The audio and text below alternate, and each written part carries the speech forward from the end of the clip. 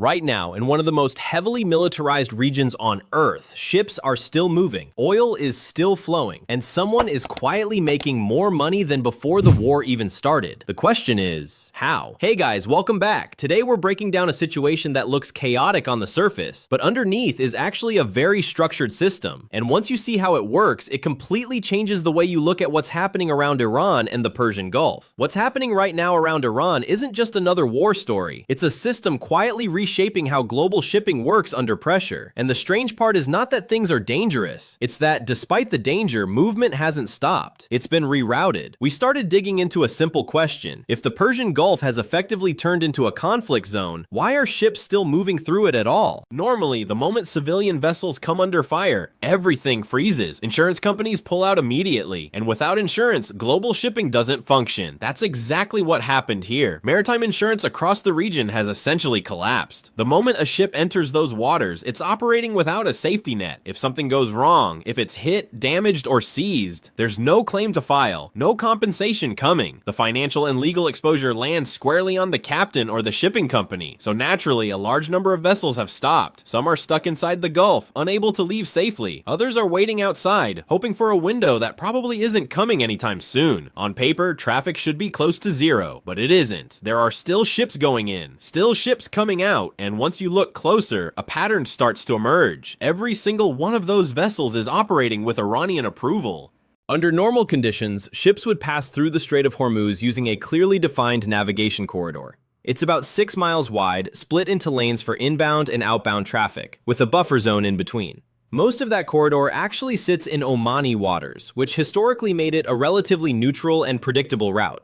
Right now, that corridor might as well not exist. It's empty, too exposed, too risky. Instead, a completely different system has taken over. If a vessel wants to transit the Gulf, it first has to head north, far north, to an Iranian port. Specifically, to a facility near the top of the Gulf, close to Karg Island. Getting there is not a casual detour. It means sailing through an active conflict environment where drones and missiles are part of the daily landscape.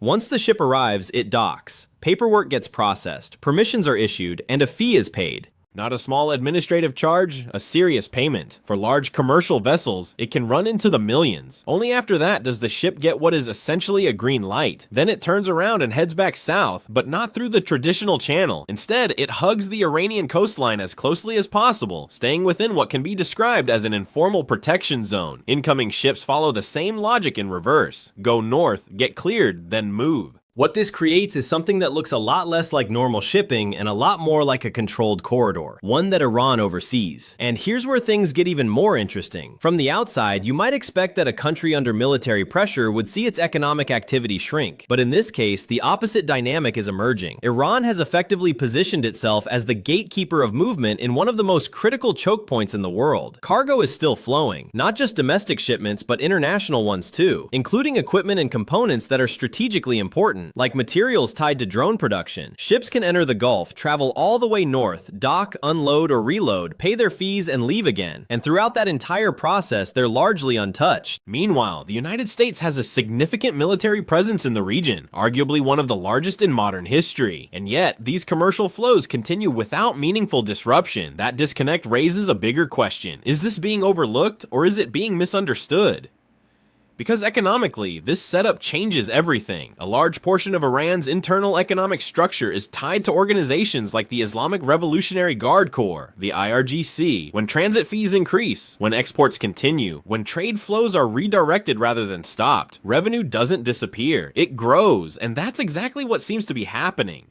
Iran's export volumes have climbed back toward roughly 2 million barrels of oil per day, but because of the war environment, those exports now carry additional premiums. In simple terms, they're making significantly more per unit than before. Multiply that across volume, and the total revenue can end up being 2 and even 3 times higher than pre-conflict levels. At the same time, long-standing smuggling networks haven't gone away. If anything, they've adapted to the new conditions. So alongside official transit fees, there are parallel flows continuing under the radar.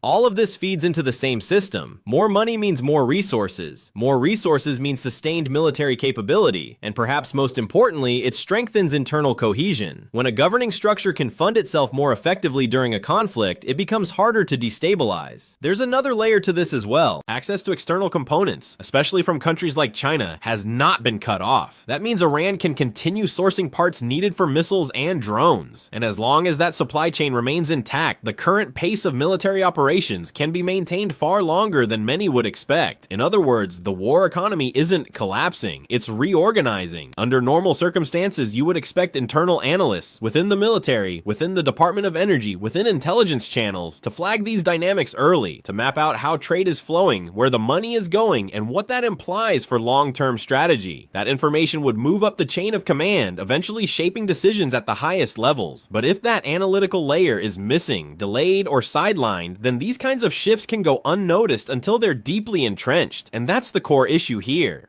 As long as this system remains in place, where ships pay to pass, trade continues under supervision, and revenue flows into the same structures, two major consequences follow. First, the financial position of key Iranian institutions improves instead of deteriorates. That reinforces their ability to operate, plan, and sustain the conflict. Second, the supply chain for critical military components remains open, which means the pace of drone and missile deployment doesn't just continue, it becomes sustainable over time. So while on the surface it looks like a disrupted region, underneath it's something else entirely. It's a controlled environment, a rerouted system, and one that, for now, is working in Iran's favor. If you found this breakdown useful or interesting, make sure to subscribe and follow the channel. There's a lot more coming where this came from.